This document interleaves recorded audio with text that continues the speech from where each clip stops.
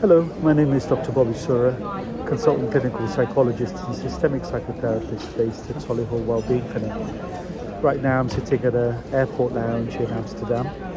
I'm on my way for some wellbeing conferences taking place in Denmark and Sweden and Finland and also in Norway. So I'll be away for a few days, but over the weekend it's been a busy week actually, because the last weekend I happened to be training with the British Red Cross psychosocial support team. That was a 3-day event, and we were doing a lot of training, a lot of role play with trained actors, I would say, around how we would diffuse people who are very anxious, stressed because of the trauma of a terrorist incident. So it was obviously a role play, a fabricated scenario, but not dissimilar to what we might sometimes get involved with. So I did post a very brief Facebook Live on that day, but I wanted to spend a little more time because this kind of work that we do isn't very often recognized or known about, because when we think about the British Red Cross, we often think about medics, we think about extractions, bringing British nationals out from places of danger or human tragedy, natural disaster. But in terms of the psychosocial support, trying to support those people who have had sometimes very acute trauma, potentially fearing loss of life, separation from loved ones.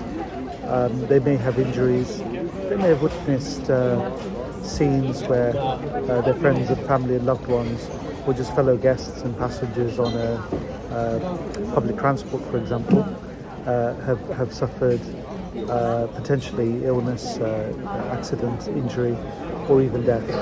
So the team really helps, and I can speak firsthand about the work because very recently I happened to be in Greece when the wildfires were scorching the forests, burning down hotels and so on. Very dangerous period where people were having to escape into the sea, having to catch fishing boats to try and reach safety, and still others who were actually running along the beach with the flames not far behind them. So very scary atmosphere. I'll never forget two elderly individuals who were very well-to-do, retired business people, clearly had come out for a very luxurious holiday, but they were caught by the fires, and they were separated from their hotel. They couldn't get back to it, and they literally ran along the beach carrying whatever they had with them in their swimwear.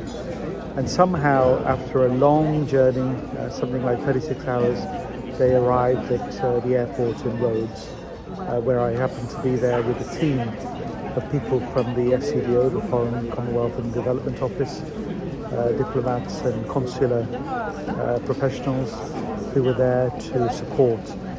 And I'll never forget the way in which that elderly gentleman recounted his story and told me that he had no passport, no money, and he was very worried about how he was going to get home, how he was going to get information to his family, who were worried because he'd lost his phone too.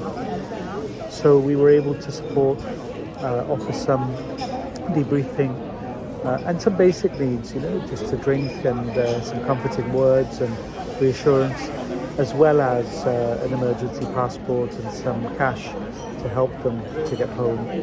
And he hugged me tearfully, as did his wife. So rewarding, such a privilege. We never like to see people in that level or in that degree of suffering, in that degree of pain. But the reality is that these things do happen. And the British Red Cross psychosocial support team are there, deployed at very, very short notice. We are on call for 2 weeks in the year at a minimum, but we need to take 4 to 6 weeks of time where we can drop our work and our other commitments and have our family manage without us, so that we can be deployed overseas at very short notice, and we may need to get to an airport within just a few hours. So we have to have a grab bag packed and all of our basics with us, and we head out. So with the Rhodes wildfires, I literally had a call at around 11 p.m. at night and was being asked to get to Gatwick within a few hours, and really I couldn't get there until the morning, but and then travelled onwards to support with some colleagues.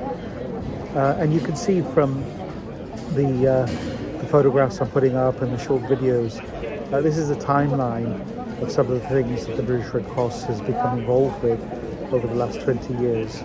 You can see that there are earthquakes, tsunamis that are being managed. There are conflict situations such as Gaza, also the extraction from Afghanistan when the Western world withdrew at such short notice, leaving many British nationals in dire need of escape at very short notice, including many of those Afghan officials who were trying to support the British and the overseas services at that time, so their lives were in danger. But also cruise liner mishaps where ships are sinking, and sometimes hostage situations also. So this is the work that I've been very privileged to be able to do. I'm posting this video really because the Red Cross is always in need of additional volunteers. It is a voluntary role. We are always advised and given very clear consultation. We're never sent anywhere where there isn't a degree of safety. But of course the role does come with some risks that have to be managed. But if you're interested, by all means inbox me, get in touch, and I'll put you in touch with the team that recruits and interview, and that may be a very interesting journey for you. You could be a psychologist, counselling, clinical psychologist, you could be a forensic or occupational psychologist, you may also be a counsellor or psychotherapist, mental health nurse. Any of those roles, you could be a psychiatrist, and the team would be very happy to consider you to join. Thank you for tuning in, and I wish you all well. Bye bye now.